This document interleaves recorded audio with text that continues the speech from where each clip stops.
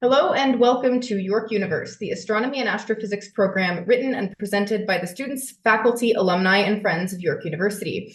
I'm Sana, I'll be one of your hosts this evening, and I'm joined by Gagan. We are currently broadcasting live from the Allan Carswell Observatory, located at York University in Toronto, Ontario, Canada. The York Universe broadcast happens every Monday night at 9 p.m. local Toronto time, or Tuesday morning at 1 a.m. Universal time. The York Universe production works in concert with our online public viewing program run by the Observatory team, which runs between the hours of 9 to 10 p.m. as well.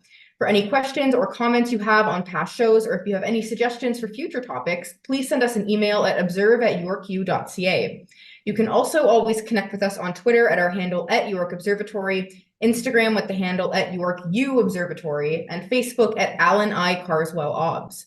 All of our programs are free, but if you would like to make a donation, please visit our website at yorku.ca/science/observatory. So we are currently having some nice clear skies at York for the first time, thankfully, in a while. And we are currently running a Messier Marathon. So we are going to be talking a little bit more about the Messier Marathon in just a couple minutes. But if you are not actually watching our live broadcast of OPV, you should definitely tune into it because we're going to be showing some live viewing for our Messier Marathon live over on our YouTube page. So we're just going to be going to a bunch of different Messier objects and doing live imaging of those for the duration of the show. So apart from having great clear skies at York, how are you doing, Gagan? I'm doing pretty well. Been a long time since I've been on air, but it's great to be back. Yeah, it's always fun to do these York Universe broadcasts with you. Definitely been a little bit too long. Yeah, we'll have to make sure to get on another one soon. Oh yeah. How have you been with research and all that? Oh, research has been going really well. I actually got time on JWST. And if we have time, we'll be talking. Congratulations. Thank you. We'll be talking a little bit about JWST new time allocations at the end of the show if we have time. But things have definitely been going pretty well with research and everything. How about you? Also going pretty well. I mean, not as well as JWST time. I wish I could have that, but not sure what I'd do with it either. Um, so yeah, maybe I'll just train it at like some biological specimens from really far away. Well, I'll show you the images when we get them, so you can do some playing with the images too. Perfect. You want, yeah, Thank yeah. you. All right. Well, we have a lot of stuff in our show notes for tonight, so let's see if we can actually get through all of it. This week in space and astronomy history is a little bit of space astronomy history, more specifically observatory observing history, and also a little bit of current news. So we're probably going to spend a little bit of time on this one. And this item is about the Messier Marathon and how we are now in the Messier Marathon season for 2024. So just like I mentioned a little bit earlier, we are running a Messier Marathon today. And to talk about what a Messier Marathon is, we also have to talk about what the Messier catalog is. Now, this catalog is a list of 110 bright objects in the Northern Hemisphere that were largely compiled by the French astronomer Charles Messier. There are some contributions from other astronomers, particularly his assistant Pierre Machin, who also contributed to the full Messier catalog. So Charles Messier was an astronomer in around the year 1700s. He was primarily a comet hunter who would use his 4-inch refracting telescope, which corresponds to a 10-centimeter telescope, to observe comets. He had made quite a bit of he'd done quite a bit of science with comets. In particular, he had discovered 13 comets by himself. Now, part of the problem of being a comet hunter in several hundred years ago is that at the time they didn't have telescopes with advanced optics or really sensitive cameras like we have today. So one of the issues that Messier was running into is that he kept coming across these things in the sky that kind of looked like comets, but it turns out that they weren't. These were all things that just sort of looked through his telescopes to be sort of like kind of bright and kind of fuzzy, and they sort of looked like comets. But when he kept going back to do follow-up observations of these things, he found out that they actually weren't comets.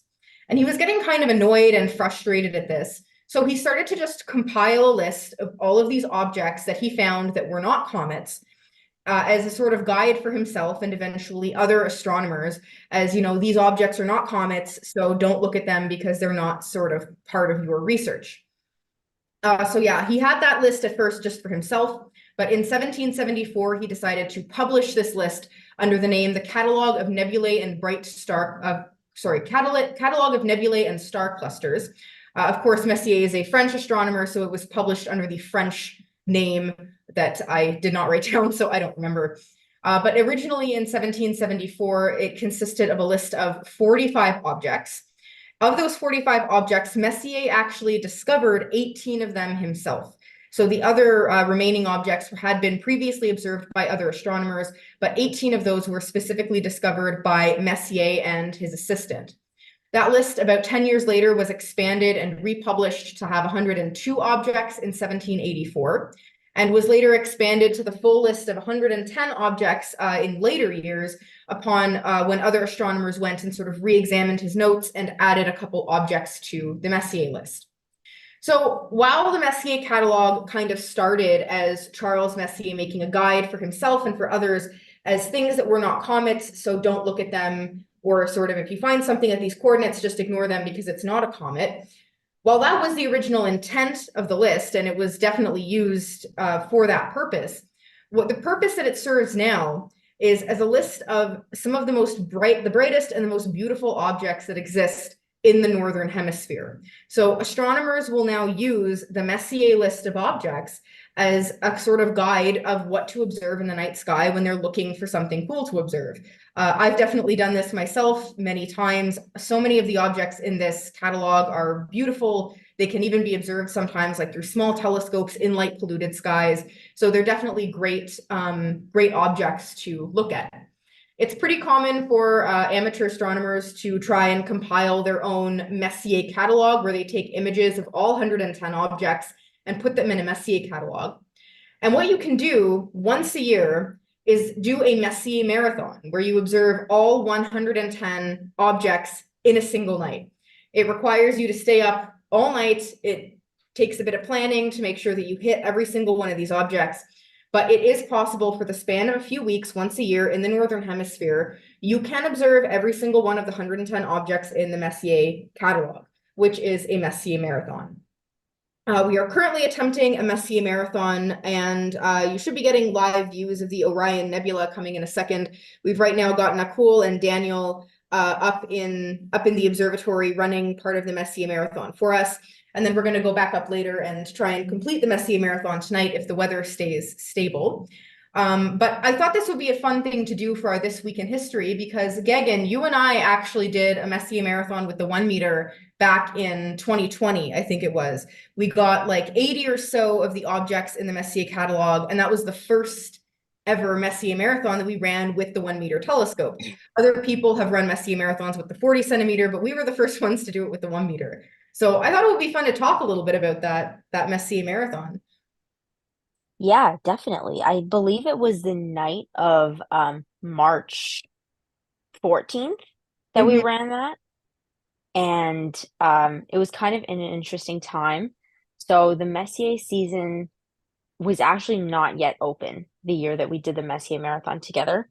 And what was happening was that there was like the impending doom of a worldwide pandemic that Yeah. had shut down the school beginning March, I think 16th. So as of Monday, March 16th, we would no longer have access to the observatory. So I think Messier season that year started at like March 20th or something like that. I would have to go back and double check. But we basically went up to the observatory on a last ditch effort to do the entire Messier marathon, or as much of it as we could get in a single night. And I think we did a pretty good job for it being our first time doing a Messier marathon. and we actually got some really great images. So we weren't even just observing them with the naked eye and moving on. We were taking exposures of almost every single object, and I think it turned out pretty well. It was a really great time. Yeah, yeah, we definitely got a lot of really cool pictures from that night. I've actually got a poster up in my office that I'm looking at right now of some of the Messier, some of the images we got during the Messier marathon. So it was a really fun night. I'm just sort of thinking a little bit also of how different the observatory is now compared to when we did the Messier marathon in 2020. New domes for one, that definitely makes our lives easier. Oh Um, yeah, automatic domes as well. Oh yeah, I remember the thing that always kind of got me was the bottom shutter of the dome. We used to have to, raise it up with the shutter for objects at low altitude and then leave it down for things at high altitude. So there was definitely a bit of running around and opening and closing the dome to move the shutter out of the way. Despite our best efforts at planning, we did have to do Yeah. that sometimes. And at the time, we didn't have a computer controlled dome either. So when we wanted to turn the dome, we were doing it with lever switches that were on the dome itself. So we were like reaching over the side of a stairwell at these metal switches in the cold. And the bottom shutter of the dome was actually just controlled by a rope. So one of us would have to hold the rope open if we wanted the shutter to be open. And then if we wanted to close the shutter later in the night, we actually had to close the entire telescope, or not the telescope, the entire dome, let the shutter reattach at the bottom, and then open up the dome again. So it was a long process, classic astronomy at its finest. Um, I definitely think it would be so much more efficient if we tried it um, today, considering we could just sit on the computer in the warm room and not really touch anything. Yeah. But it was a good time. It was a great time. Oh yeah, yeah. We attempted the Messier Marathon actually last week too. Um, but the weather sort of made us shut down after we finished the OPV live stream. But the first part of the Messier Marathon that we got to last week was actually pretty easy. We also have a new camera, the Malin Cam RGB camera, which is the one that is being used for the live viewing right now. Whereas opposed to the CCD that is monochrome black and white. And if you want to get color images, you have to image things through red, green, and blue filters all individually. Malin Cam just does it all in one shot. So this is definitely a lot easier for many objects, including the ones that we're showing right now, where you can get just the color images in the single exposure with Malin Cam. Yeah, it definitely sounds much better of an experience than sitting. I think there were a couple objects where we took really long exposures too. Like I think the Orion Nebula, we took long exposures. The Ring Nebula or the Crab Nebula, if I'm not mistaken. Mm-hmm. So we definitely spent some time taking RGB exposures when we could have just the mail and cam now is probably a lot nicer, and you can get the images right away instead of Yeah, doing all the processing first. yeah, yeah. Malin Cam is definitely a lot of fun to play with. Um, But yeah, I thought we would talk about that first for anybody who's watching the live stream, so you actually know what's going on. We are running a Messier marathon. Second, no, no, no. I think this is not our second attempt. We got clouded out a few times because the weather in Toronto just kind of sucks a lot of the time. So hopefully we can finish the marathon tonight. But if we can't, and for anyone else who's looking to run the Messier marathon, the window will still be open for a couple more weeks. Uh, and even if the window closes, you can still get like most of the way through the Messier Marathon. Because again, like you mentioned, we didn't actually get everything because we were not fully within the Messier Marathon window at the time. But it was still a lot of fun. Yeah, we also, I think we would have gotten actually a lot closer to finishing if we maybe were quicker on each of the items. Yeah, Because, like I said, we did spend some time. There were some pictures that we really wanted, and the observatory hadn't imaged them yet. So we spent a little bit of time taking those pictures, especially, early in the Messier Marathon. It's like 10 p.m. You're like, I have so much time. And then suddenly it's 4 o'clock and you have 2 more hours to get every single object in the catalog done. yeah.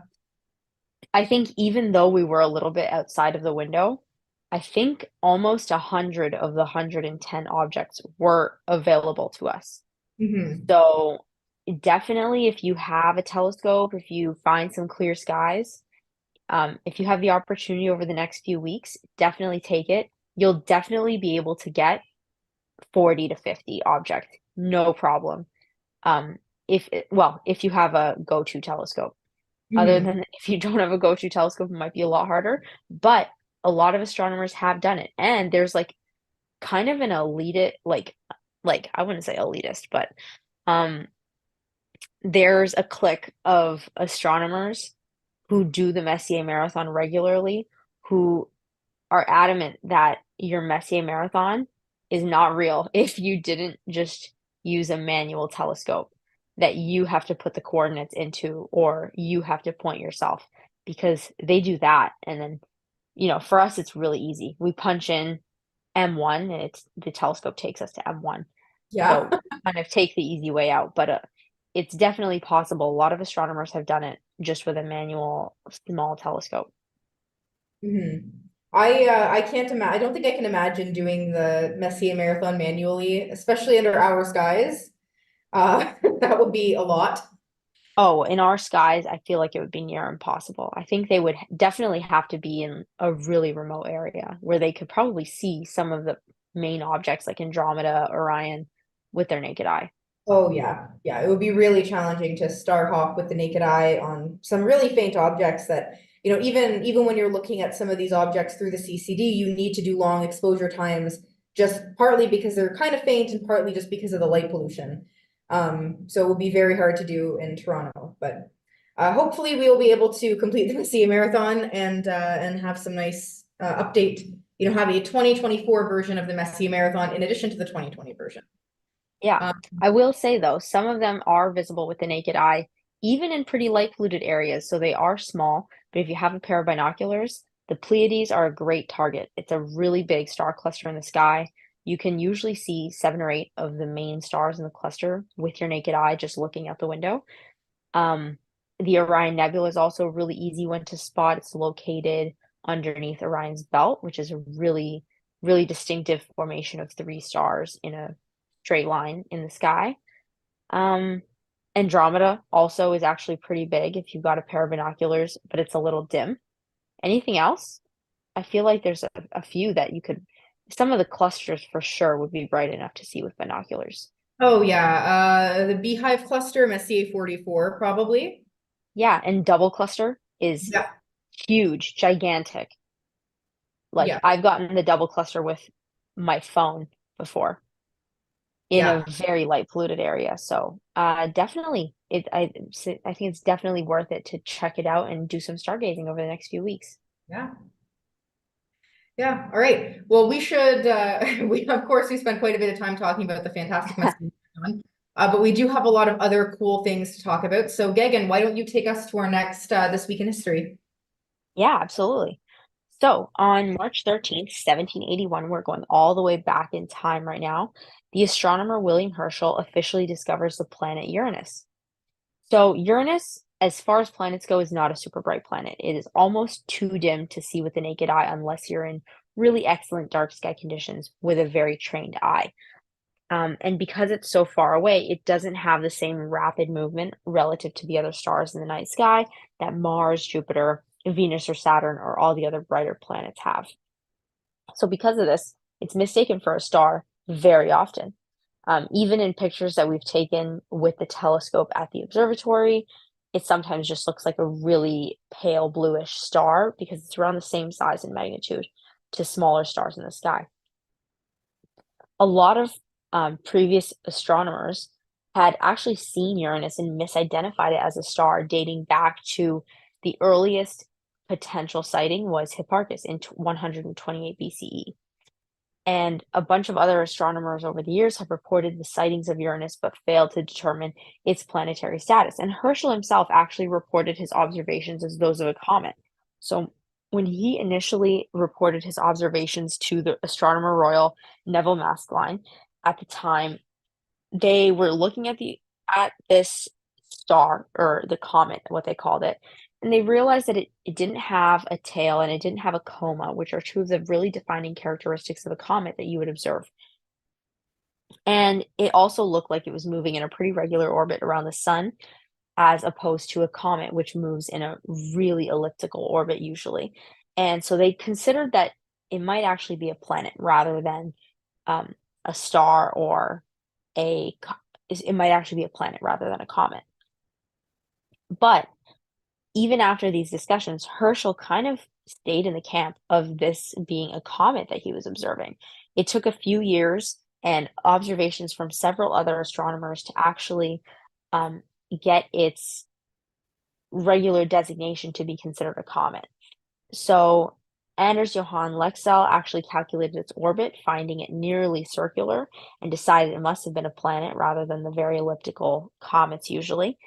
And other observations weighed in calculations about its qualities, and Herschel continued to actually refer to it as a comet until almost 1783, when the consensus was reached that it was a planet after all.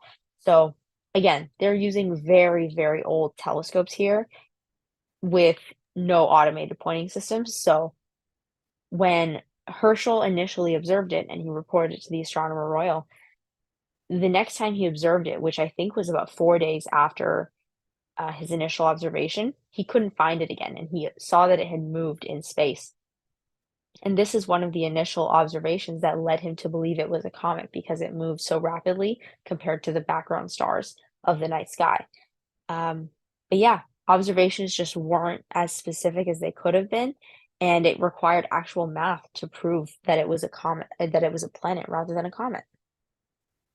So tonight is, I think, at least so far, the night of things being mistaken for comets. Um, Yeah, like if this was Charles Messier instead of Herschel, this would have been on the list. yeah, yeah, should have been on the Messier list too.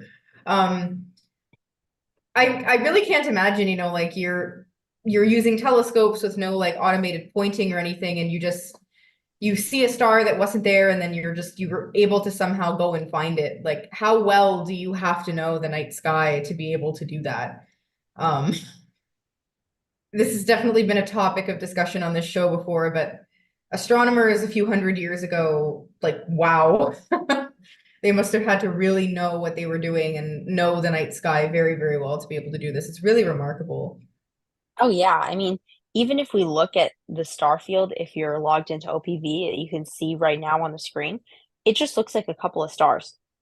Hmm. If one of these astronomers, Herschel, would have had to point his telescope, which is a very small, not that great telescope, definitely no 1 meter, with Hmm. his hands at this exact part of the sky, notice that one of the stars was missing, and then go look for it somewhere else where that star wasn't yesterday.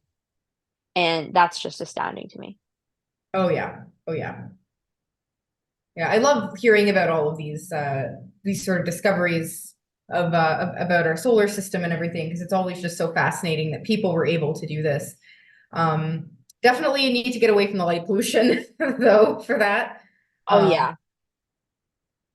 yeah. The other thing is like the detail observations that they must have made every single night for every part of the sky that they looked at were absolutely crazy for Mhm. them to refer back to these days and years later and notice trends and on how the sky looked.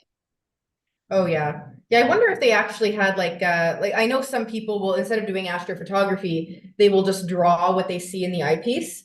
I wonder if there was any sort of drawings that had been done of the night sky from astronomers years ago. I'm sure. I think actually Tycho Brahe has some very famous ones. Yeah. And as well as the big supernovas from the olden days. Yeah.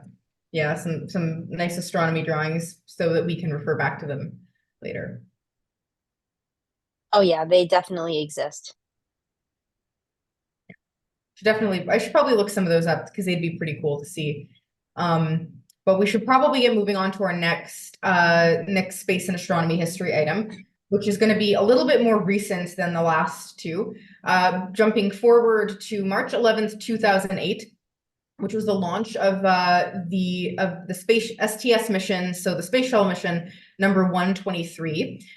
This was a pretty significant space shuttle mission because it delivered parts of two important things to the International Space Station. But a little bit about STS-123 itself. It was using the Space Shuttle Endeavour on the Space Shuttle's 25th mission to the International Space Station.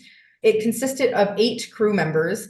And I know always reading back to these, like, you know, the space shuttle missions having so many crew members versus today where it's like 3 or 4 crew members in one crewed launch to the International Space Station. So definitely a long list of crew members back in the space shuttle days. They were the commander Dominic Gorey, pilot Gregory Johnson, and then several mission specialists, Richard Lenihan, Robert Benkin, Michael Foreman, Toka Doi, who was a JAXA astronaut, Garrett Reisman, who was heading to the International Space Station. And then on the return, it had the same crew except for Garrett Reisman, who stayed at the International Space Station and was replaced on the STS-123 crew by flight engineer Leopold Eyharts, who was an ESA astronaut and returning to the Earth. So the two things that STS-123 did that really kind of marked its place in history is that it delivered the first part of the Japanese module Kibo to the International Space Station. And it also delivered the Canadian Space Agency's Dexter robot to the ISS as well. So a little bit about each of these. The Japanese module, it's kind of nicknamed Kibo, which is Japanese for hope, but its sort of official name is the Japanese Experiment Module. This thing is huge. Just reading about this is very, very large. It's the largest single module on the International Space Station. It has a whole bunch of different components. The pressurized section of the module is attached to the Harmony module. It was so big that it actually had to be launched in 3 separate parts, with the first part being launched on STS-123, and then second and third parts eventually being launched on STS-124, and finally 127. So we really don't have enough time to talk about all of the awesome things that have been happening on the Kibo module. Since it launched in 2008, there's been a lot of things that have sort of operated for a bit and then been switched out. But over the past, over 10 years at this point, it has sort of acted as a place to do various kinds of astronomy, including hosting X-ray observatories and cosmic ray observatories. There's also been a couple of Earth monitoring experiments, some of which deal with monitoring CO2 in the atmosphere of Earth, and also some experiments that deal with laser communications tests. And the laser communication test experiments kind of jumped out to me in particular because there has been a lot of sort of advancements in the laser communications systems to space. So I think it is starting to look like more of a possibility of using laser communication systems instead of the more typical sort of radio communication systems that have been used in the past. So there was really a lot of awesome science that has come out of the Kibo module over the years, which was first launched again STS-123 in March of 2008. Another very important component of the ISS that was launched with STS-123 is, of course, the Dexter robot from the Canadian Space Agency. So this is one of the Canadian Space Agency's several contributions to the space program. Canada has a bit of a history now of contributing robotic arms and robotic hands, even in the case of Dexter, to go into space. So on the space shuttle missions, the Canadarm flew on a lot of those to help sort of take things out of the cargo bay and assist astronauts on spacewalks. There was then a second version, the Canadarm2, that launched to the International Space Station to do sort of similar things, but also to help with sort of station upkeep and everything. And that is now joined by the Dexter robot, which is just a very, very advanced sort of robotic space robot that can work in conjunction with the Canadarm2. It does a whole lot of things that massively cut down on the number of EVAs or spacewalks that astronauts have to do. It's a pretty advanced robot, so it actually has things like a sense of touch to it, so it can feel sort of in the way that a robot can feel any sort of pressure, just like humans can. The thing is absolutely massive. It has 7 different joints, including some elbow and shoulder joints. So it can move in a lot of kind of weird ways, similar to the way that humans might be able to move. It has multiple different hands as well, and it's capable of doing some actually really sort of like small scale not experiments, but sort of movements, so that it's able to do a lot of things on the exterior of the space station that could previously only be done by astronauts who were on spacewalks. So it just sort of makes a lot of the maintenance on the International Space Station easier. And it also helps when it comes to installing and replacing and even monitoring any damage on the exterior of the International Space Station. Again, just things that humans used to have to do a lot by themselves. A lot of this can now be done by the Dexter robot itself. So this was definitely a big contribution to the International Space Station, along with the Kibo module. And just for reference, also fun to point out that the Canadian Space Agency is going to be continuing this trend of sending robots into space by contributing the Canadarm3 to the Artemis missions, with Artemis 3 actually Artemis 2, which is going to launch, what is that? I think next year in 2025 now. It's going to bring humans back to the moon for the first time, including a Canadian. So Canada will definitely be continuing a lot of the contributions to space travel or human space travel at least, just through using these really awesome, sophisticated robots.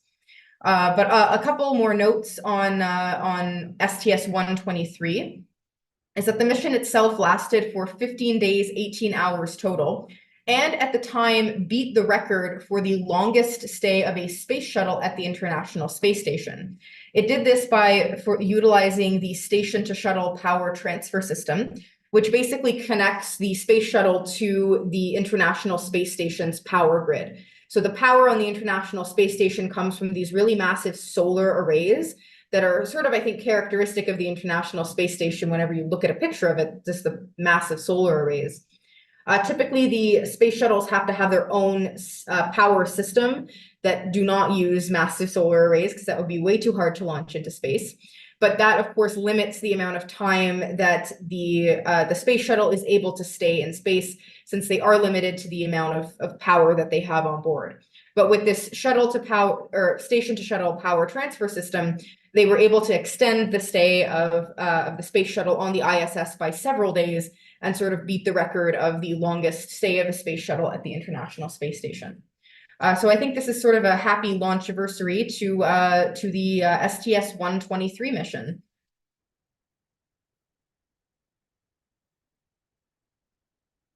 Canada's I guess, proficiency in creating robotic arms has really, not only astronomy has helped out, but I believe the Canadarm and Dexter also were the bases for the neural arm, which are the robotic arms that we now use in some hospitals for neurosurgery.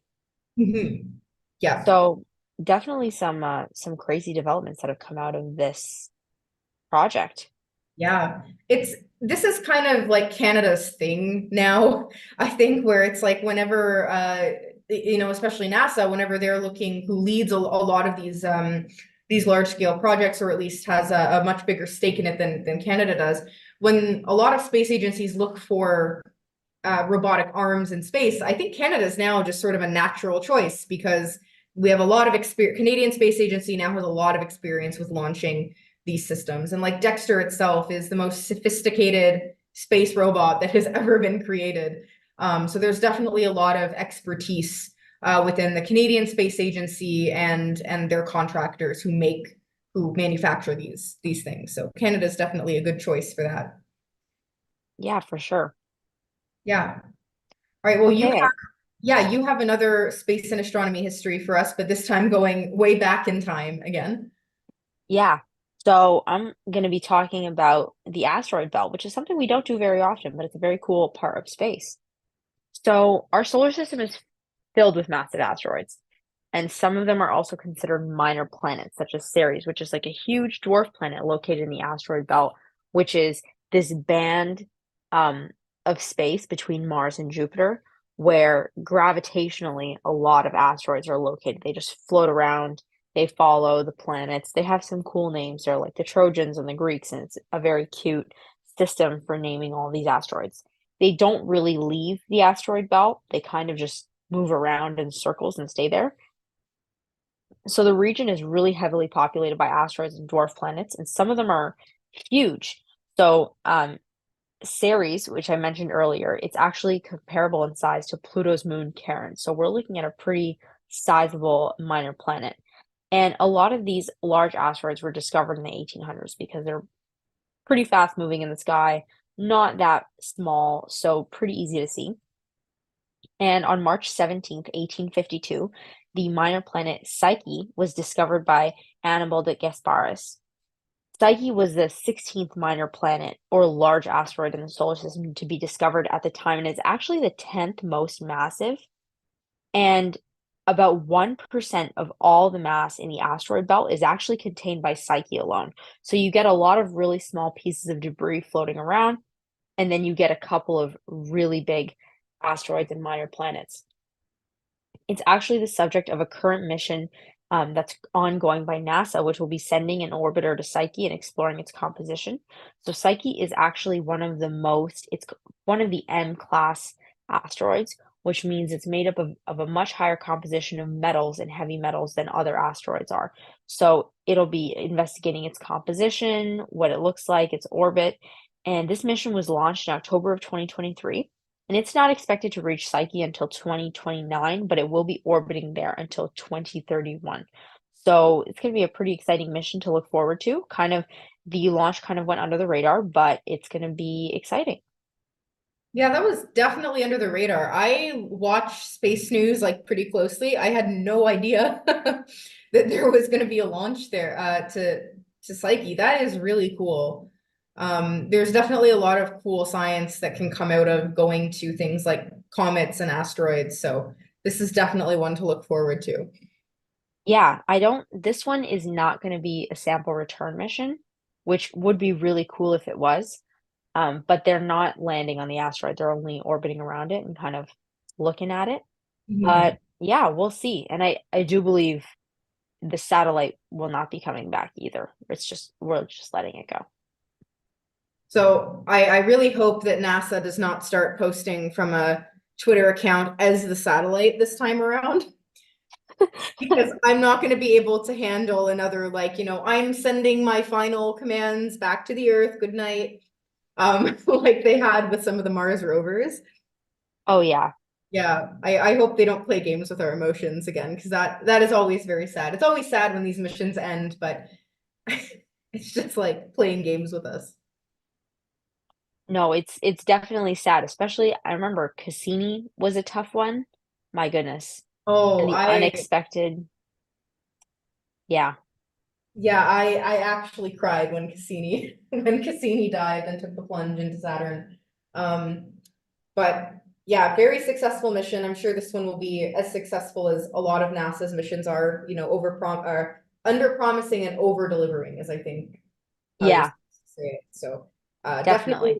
looking forward to 2029, which is I guess not that far away now, because it is 2024. Yeah, we're only looking at 5 years until we start getting data back from Psyche. Yeah. I think the biggest obstacle for this mission is keeping the craft kind of alive until it gets to Psyche. Because, like I said, the asteroid belt is littered with asteroids and small debris. And small debris flying around in space can cause massive damage to spacecraft. So we've managed to get actually a lot of spacecraft out to the outer planets. So it should be okay. But to keep one in the asteroid belt for an extended period of time might be a little on the risky side. We'll see how it goes.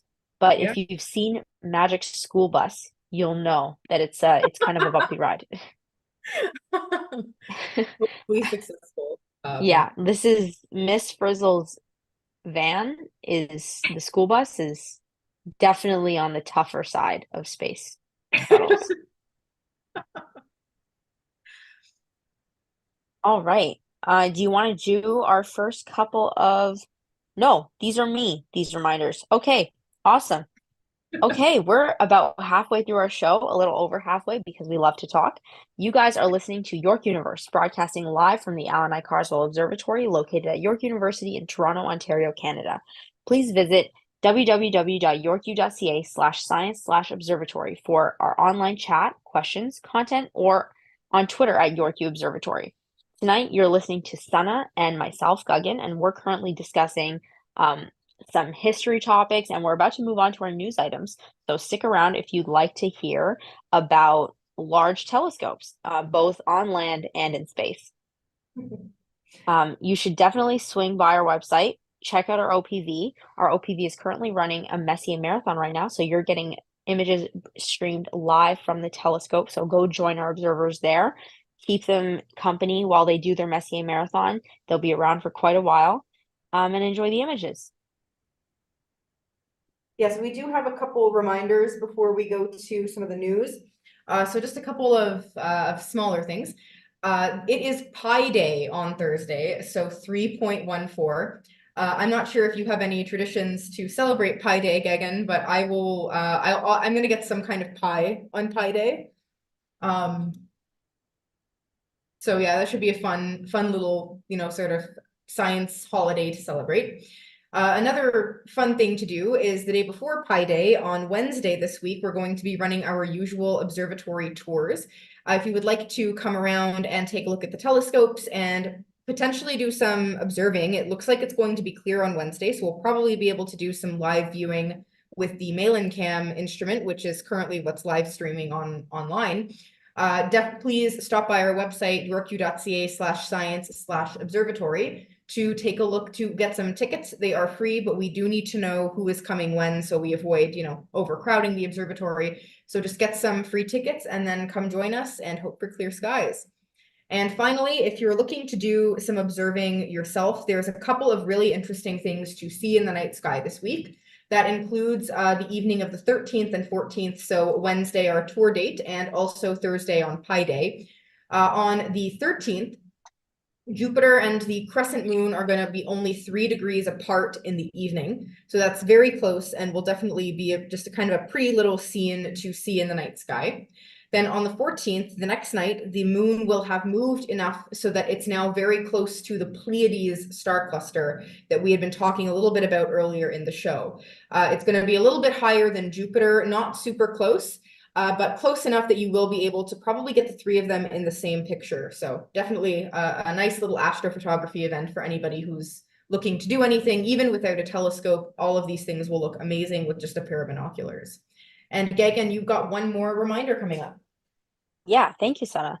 So we wanted to give you a little bit of a jump on the eclipse, which is coming up on April 8th. So a solar eclipse is what happens when the moon crosses directly between the Earth and the sun, and this blocks out the sun's light, so you get a little period of darkness. We are getting a total solar eclipse in North America on Monday, April 8th. Toronto specifically will not be getting totality. We're getting, I think, about like 98.998% or something like that. But just south of us in the Hamilton or Niagara Falls area will be a great viewing opportunity with totality, and totality will be reached at around 3:18 p.m. So if you have an opportunity, please go and check out the eclipse. It's going to be stunning, even if you're not in totality. Just a few things. Make sure never to look at the sun with your naked eyes during the eclipse or ever. You can definitely burn your retinas. So to avoid this, grab a pair of eclipse glasses to safely view the eclipse, or make a pinhole camera, really easy to make at home, to safely see the eclipse happening. Check the NASA or the Canadian Space Agency website for more details on times and locations that you can view the eclipse. They have a map up with all the locations in North America that will have the eclipse totality, and also what percent of eclipse you will receive at other locations and the times. So be prepared. It's going to be a great sight. We haven't had a total solar eclipse here in a little while. Please enjoy. Yeah, and if anybody needs any more resources on solar eclipses, we actually have a page on our website dedicated to solar eclipses. It's just in the sort of top bar, Solar Eclipse 2024, April 8th. So if anyone is looking for sort of how to plan out an eclipse or where to go to get totality, that is definitely a great page to visit. Awesome. Shall we move on to the news? Yeah, yeah. I think you're first up this time. Yeah, so the one first thing I wanted to talk about, well, I guess Sana and I are both talking about telescopes today, is you can only have one, I guess. And we might get shorted out on the huge telescopes that we have planned for the next decade. So if you've been following York Universe or any astronomy news for a while, you'll know that telescopes are crazy expensive, and especially huge telescopes. And the bigger the telescope, probably the more expensive it's going to be. So the problem is, the bigger a telescope, the better it is. In terms of a primary mirror, the bigger it is, the more light it gathers, and the more you can see. You can see fainter, more distant objects, especially out in the corners of the universe that are nearest to the Big Bang in time. So over the last few years, we've been trying to build bigger and bigger telescopes. So many large telescopes have been proposed in about the last 15 to 20 years, and the three largest ones are currently under construction are the Extremely Large Telescope, creative name, we always talk about this, which is being built by the European Southern Observatory Agency in Chile, as well as the 30-meter telescope, which is the TMT in Hawaii, and the Grand Magellan Telescope, the GMT in Chile. And both are in development by NASA as well as additional agencies. So, like I said, these things cost a lot to build, and budgets in astronomy are rough estimates at best and horrible guesses at worst.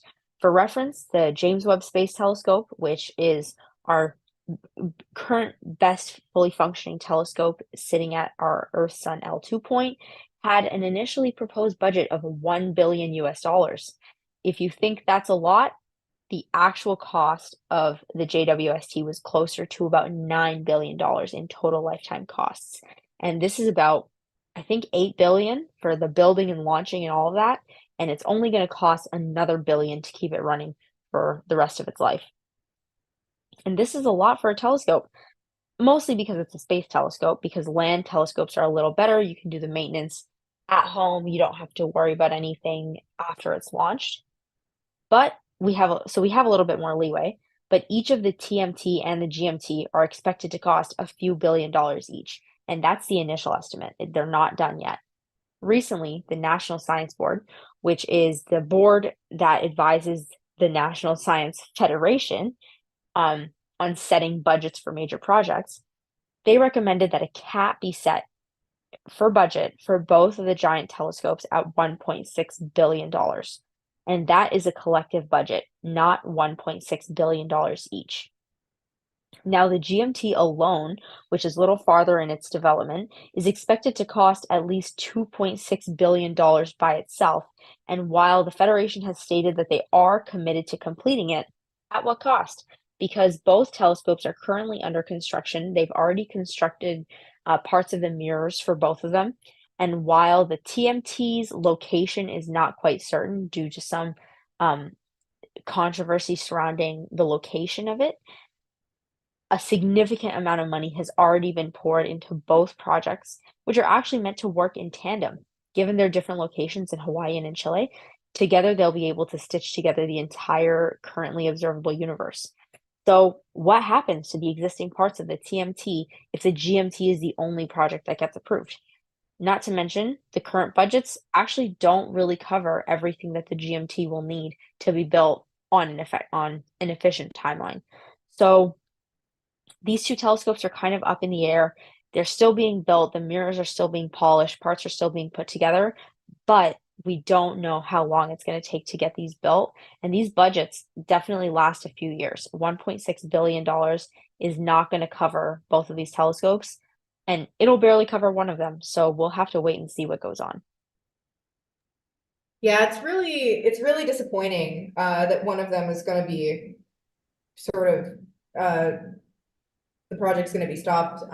Yeah, I was definitely disappointed upon hearing this news, but I mean, yeah, I guess it can be kind of hard to justify very large budgets to get government funding, but I mean, still, like, it's really heartbreaking with both of these projects having, having made a lot of headway already. Like you said, like the mirrors are already being polished for some of these telescopes. So it's definitely heartbreaking that one of them is going to have to uh, have to be canceled. Yeah, especially because they were kind of designed to both work together, Yeah.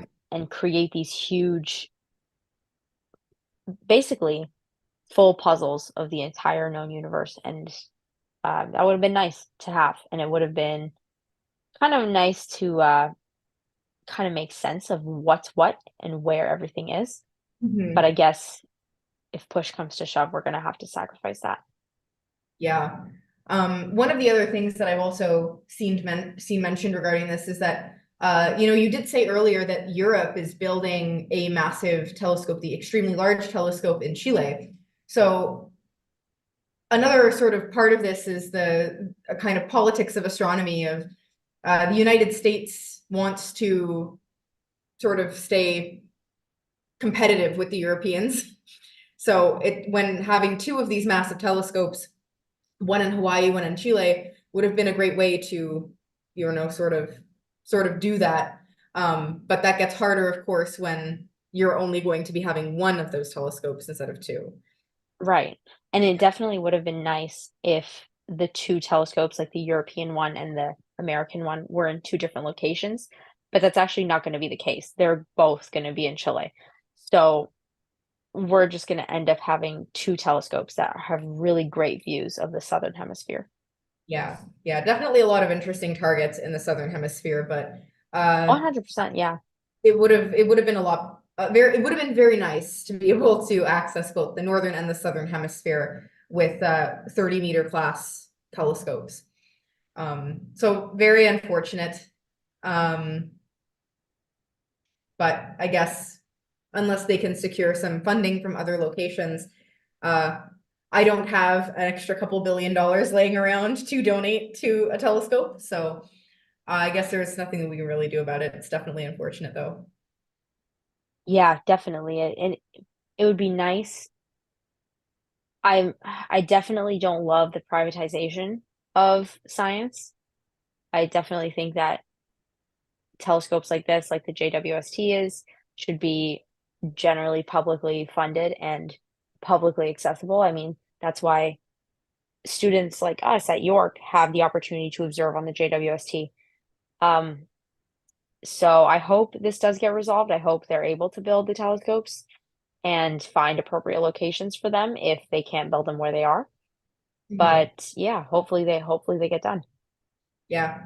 Yeah, unfortunately, the TMT does have the extra sort of complicating factor of there are groups in Hawaii that do not want that on the summit of Mauna Kea. So that's also challenging to deal with as well. And if it doesn't go there, I'm not sure there is any other place where you could put a 30-meter telescope in the northern hemisphere. So Yeah, there are some advantages to Mauna Kea just as a location. It's not very windy, it's pretty high up. But there are already 13 telescopes up on Mauna Kea, and Mauna Kea is kind of a protected site. It's not like a public, um, it's not like a facility.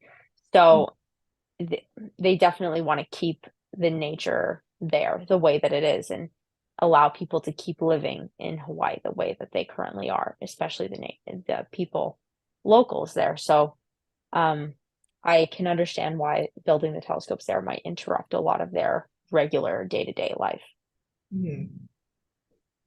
Okay, speaking of space telescopes, I think you've got a big one. Yeah. So our last item for tonight is that the Space Telescope Science Institute that manages the JWST has now announced a whole new year of scheduled observations. So this corresponds to JWST's third year of science operations. So not third year in space, but just the third year of actually doing science. They call it Cycle 3, which covers July 1st, 2024 to June 30th, 2025.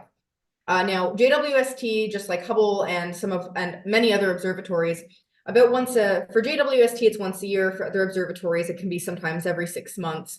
They announced a call for proposals where anybody who wants to use the telescope has to submit a proposal outlining what they want to observe, why they want to observe it. So mainly why this is an interesting target for JWST and why that science is important to the scientific community.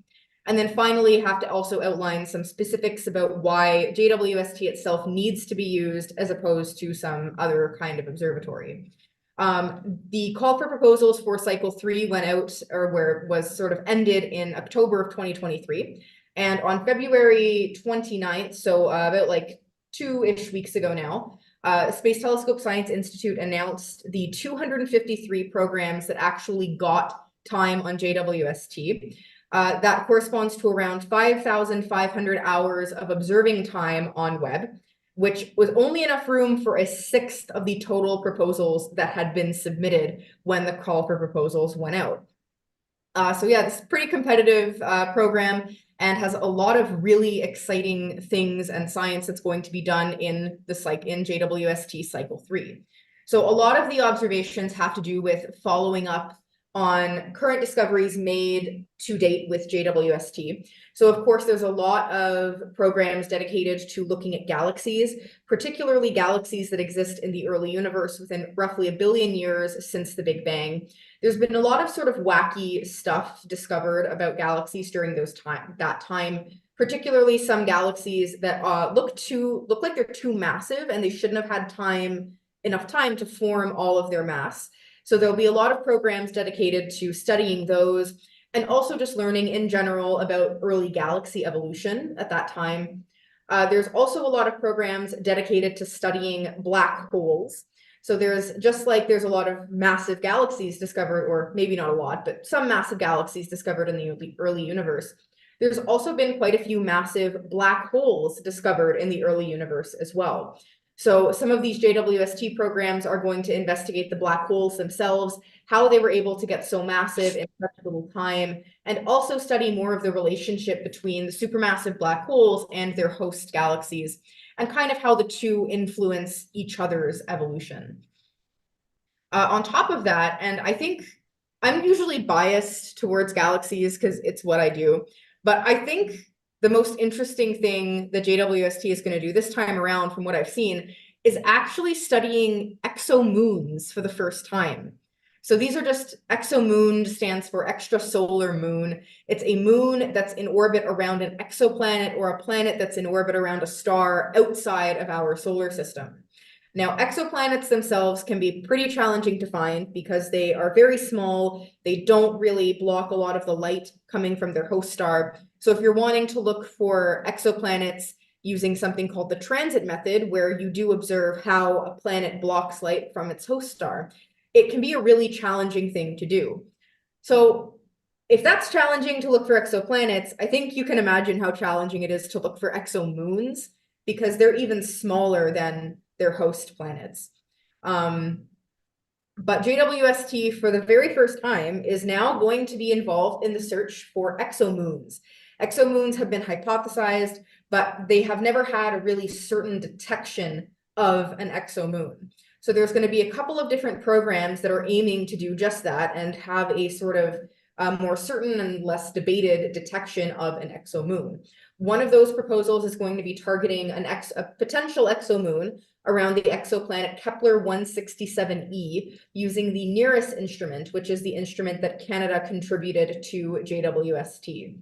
There'll also be a couple programs dedicated to investigating the habitability of exoplanets, in particular rocky exoplanets that are around M-dwarf stars. So these are the lowest mass stars in our universe that are also very, very abundant in the Milky Way. And if you want to look for life or habitable exoplanets, it's a very good place to look is around M stars, just because they're so abundant.